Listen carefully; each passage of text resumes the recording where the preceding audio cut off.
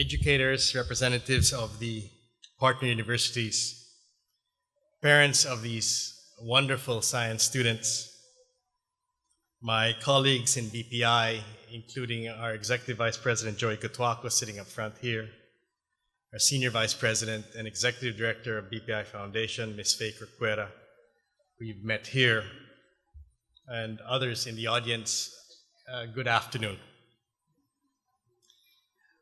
I won't repeat what you've heard from the good doctor or what you've heard from Faye or what you've seen up here in the video presentation.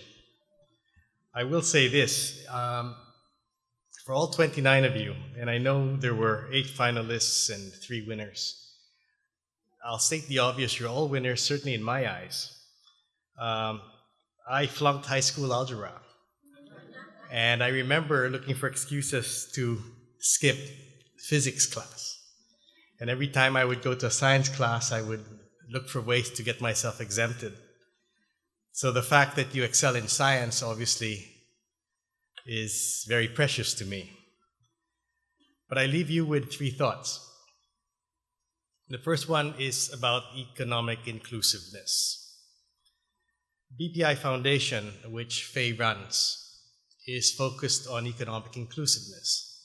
And that's trying to make sure that as the economy grows, that growth is felt by the poorest of the poor. Now, what does that have to do with science? Frankly, science is an engine of economic inclusiveness. Science can be a great equalizer. The things you do, be they in medicine, be they in computer science, be they in engineering, if they are done to scale, will benefit the poorest of the poor most. And that's what we focus on in BPI Foundation. BPI Foundation has 3 areas: entrepreneurship, education, and the environment. And all of them, done to scale, produce economic inclusiveness. You apply science on top of that, and you multiply that. So that's the first point I want you to take away from this. The second point has to do with jobs. The good doctor talked about the need for science graduates. And statistics, I've just read a note saying that in the next 10 years, the job growth in areas that you are focused on will be twice that of the job growth in all other areas. So 20% versus 10%. And in the area of computer systems in particular, that job growth is 50% per annum. And those are important jobs. Now, I happen to work in the finance industry, and the finance industry is one of the biggest employer of scientists. We employ them in our trading rooms, we employ them in our risk management office, we employ them in our credit departments. So if by chance you decide not to pursue your careers in pure science, think of us. But I digress. The third point is really one of excellence.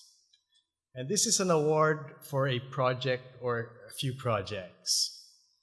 And I wanted to emphasize what I'm sure your mentors are telling you, what your parents are telling you, and what we tried to tell you in the video. That's just one project. It's just the start, all right? It is one data point of excellence. It's just one data point. And you're just barely beginning your careers.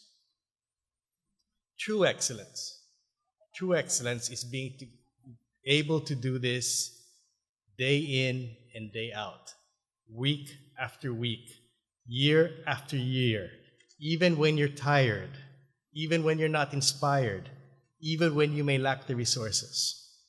That is true excellence. There's an intensity there, which frankly trumps brilliance. Okay? As a CEO, I will always want intensity over brilliance. I can scale intensity. Anything I can scale, I value. Okay? I may not necessarily be able to scale brilliance. Your challenge will be to make sure that you can take your brilliant minds and apply that day after day in a way that scales. In a way that scales. In many ways, just look at your parents. Just look at your teachers and mentors. I'm sure for your parents raising you day in and day out, that's as tough a job as there is out there. For your teachers and mentors, not all students are like you.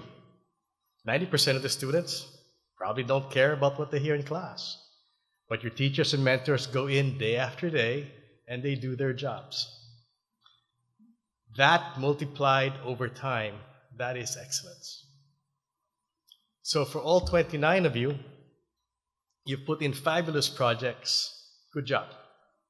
But it's one data point. Okay? And by all means, pat yourselves on the back. And then forget about it and get on with your lives. All right? Move on. You do not want this to be the high point of your life. If this is the high point of your life, we are all wasting our time. Okay?